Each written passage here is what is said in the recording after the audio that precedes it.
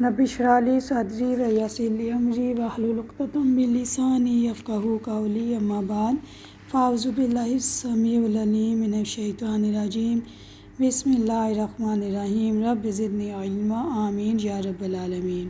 السلام علیکم ورحمۃ اللہ وبرکاتہ۔ اللہ کی رحمت و توفیق سے آج انشاءاللہ تعالی ہم آیت نمبر 207، 208 اور 209 کو دیکھیں گے۔ پہلے لفظی ترجمہ دیکھ لیتے ہیں۔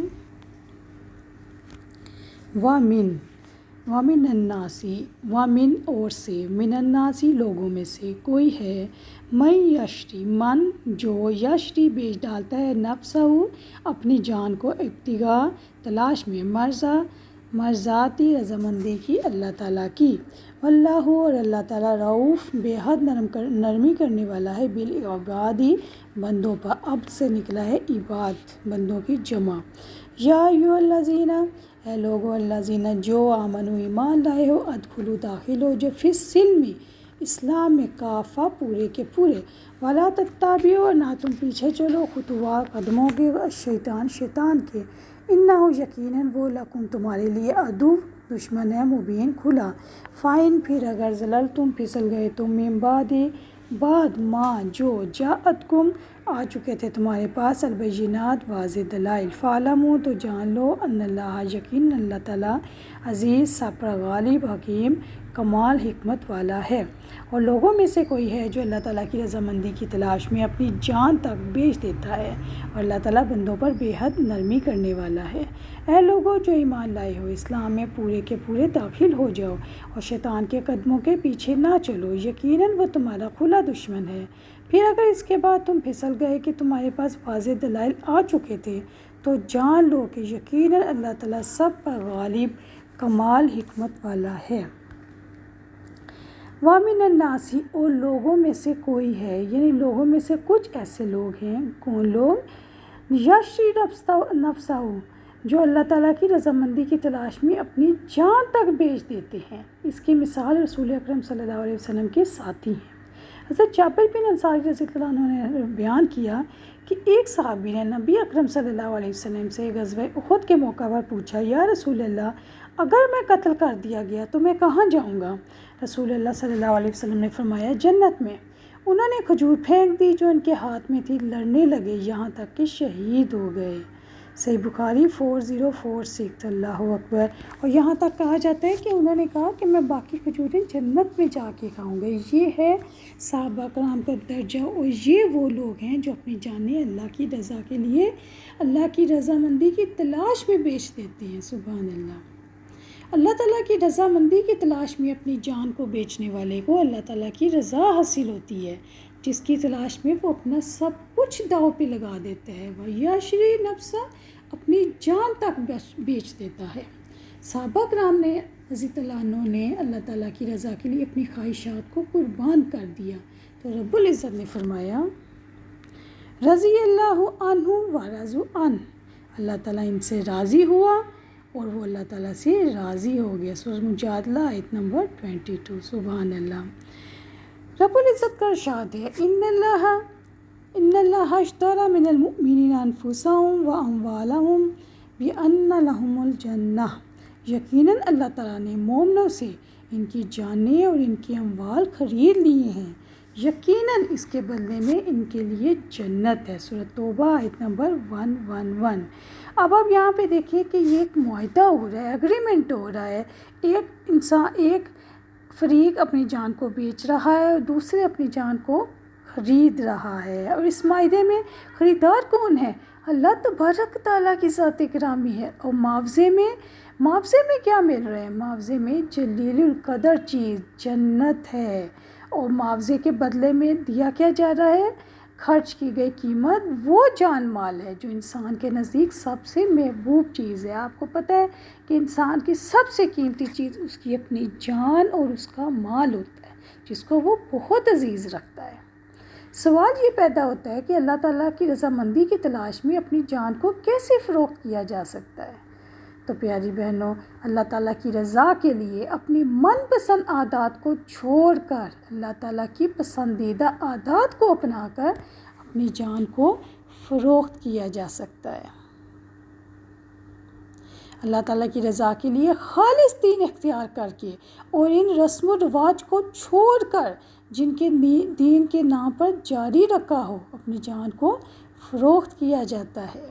اللہ تعالیٰ کی رضامندی کی تلاش میں اپنا مال اس کے کلمے کی بلندی کے لیے لگا کر اپنی جان کو فروخت کیا جاتا ہے، اور اللہ تعالیٰ کی رضامندی کی تلاش میں مصلحت پرستی کو چھوڑ کے اعلانیہ حق کو اپنا کر اپنی جان کو فروخت کیا جا سکتا ہے۔ یعنی مصلحت کے تحت ہم جھوٹ بھی بول دیتے ہیں، مصلحت کے تحت اپنے دین کو پیچھے بھی کر دیتے ہیں، تو ایسا کرنا ٹھیک نہیں ہے۔ مصلحت پرستی کو چھوڑ کے جب ہم اعلانیہ کریں گے کہ ہاں میرے اللہ کی کتاب میں یہ نہیں ہے، میں ایسا نہیں کروں گا، میں اللہ کی احادیث میں سنت نبوی میں ایسا نہیں ہے، میں ایسے نہیں کروں گی، تب ہی ہم اپنے آپ کو اللہ کے دین کے لیے اپنی جان کو فروخت کر سکتے ہیں۔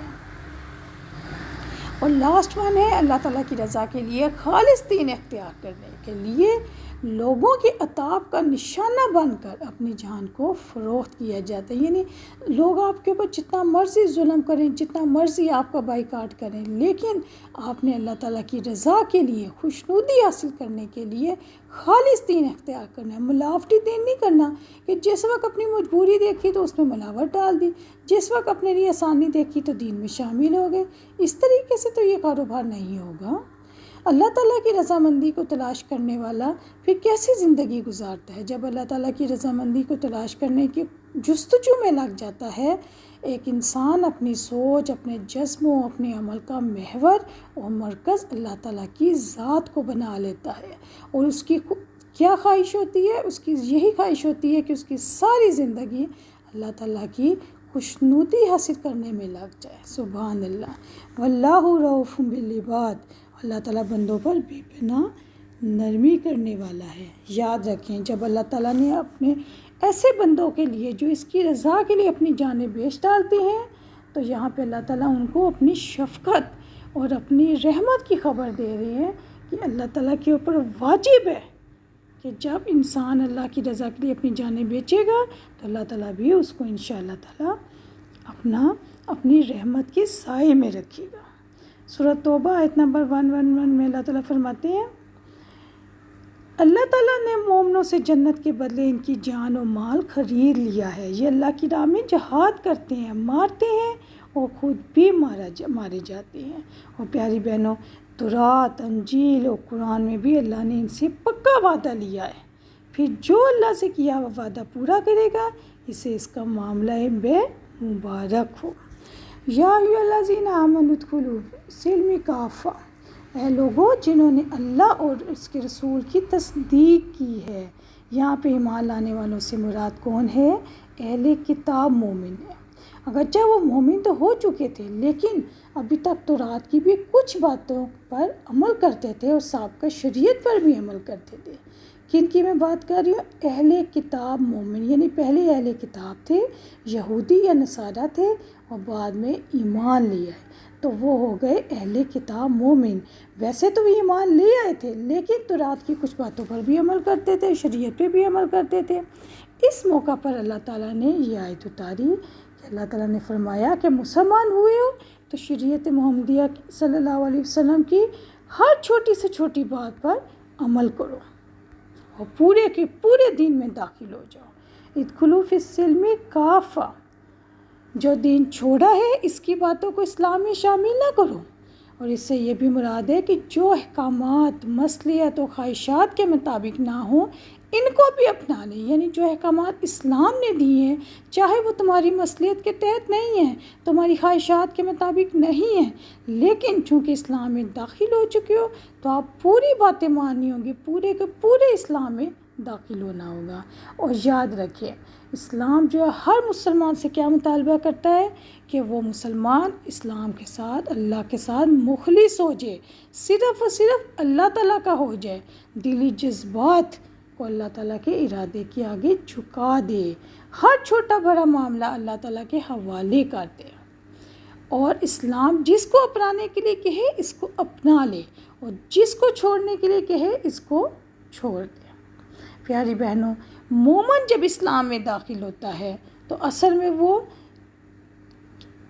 पूरी शरह सदर के साथ इस्लाम में कदम रखता है तो वो ऐसे जहान में दाखिल हो जाता है जिसमें इत्मीनान है, सुकून है, अल्लाह की रज़ा है, जहाँ ना फसाद है, ना गुमराही है, ना हैरानी है, ना परेशानी है, वहाँ पे मुकम्मल सुकून है। और जब मोमिन एक अल्लाह ताला की तरफ रुख करता है तो इसका दिल मुतमईन हो जाता है। क्यों? क्योंकि अब इसका एक रास्ता है, एक किबला है, अब उसे किसी चीज़ का खौफ नहीं है, किसी चीज़ की महरूमी का डर नहीं है। वला तत्ताबिउ खुतुवात, शैतान के कदमों के पीछे ना चलो, यानी इबादतें सुन्नत के मुताबिक बजा लाओ और किताब व सुन्नत को छोड़कर कोई और ऐसा रास्ता ना देखो, क्योंकि वो रास्ता हमेशा शैतान का रास्ता होगा। किताब और सुन्नत दो रास्ते हैं, इसके अलावा तीसरा रास्ता शैतान का रास्ता है। शैतान की कोई बात भूल कर भी ना मानो, क्योंकि शैतान तुम्हें बुराइयों और बेहयाइयों की तरफ लाना चाहता है। सूरह फातिर आयत नंबर